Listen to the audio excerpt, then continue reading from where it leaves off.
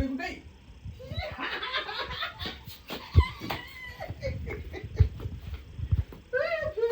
Charlie. Maivana kuzwa undura wokuita usabude muno kusvikira waundura wabika ungori muno wazvinzwa usatombobuda zvako wazvinzwa asi kudya neuko asi usabude muno wazvinzwa munaita mai ndati usaita sei ndisabude hatumati ndiundure ndibika makusha acho usatombobuda newo panze unongoaviga cheta wazvinzwa handidi kuti uite sei tazvinzwa mai ndati handidi kuti ubude muno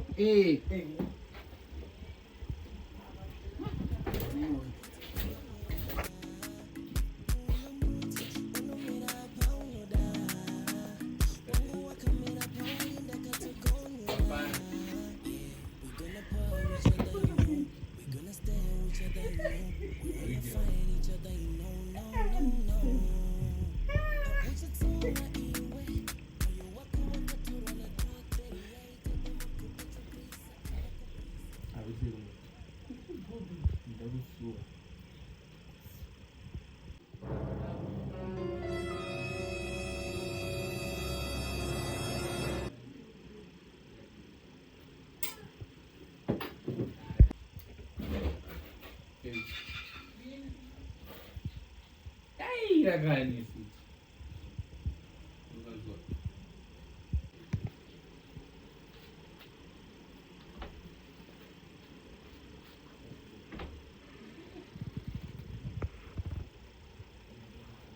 Amai.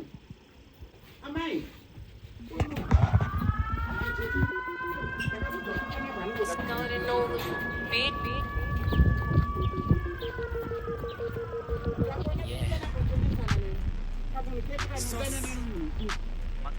Ndikuona futi uchiwabana pamba wewe. Leo nasty boy. Amai wakaita. Wakaita sei nekamuna. Ndikakuona uchiyapana huko. Nonsense man. Nonsense ya munhu. Amaenda kupedza.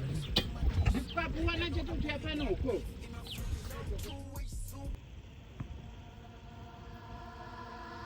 Hello tete.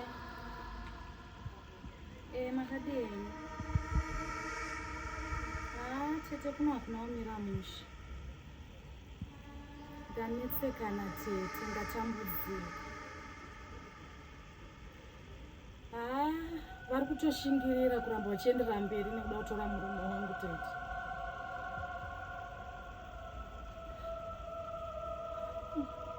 Ndakaedza tete. Ndakaedza izvozvo.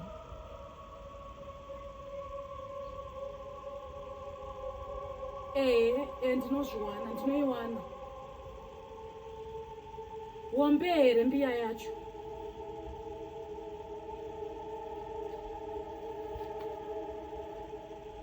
Reredhi jira racho reretsvo. Ndinozviwana tete, ndinotomhanya kumashops ndikanotenga izvozvo. Tete ndinokwanisa. Ndatambudzika tete, ndapererwa zvese I can do to sacrifice for my marriage.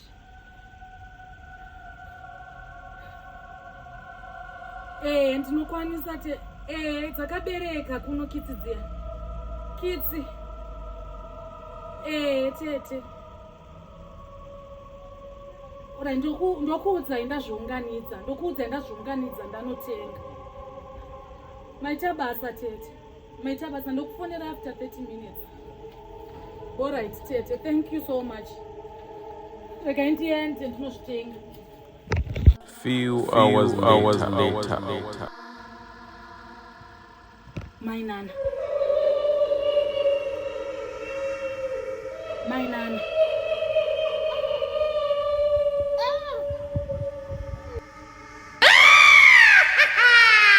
Mwana mgarwa.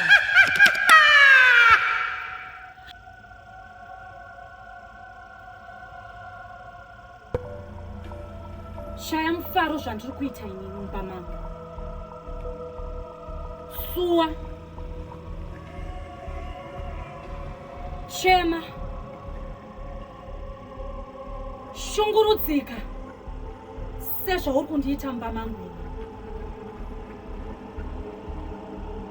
mwana ngaarwari.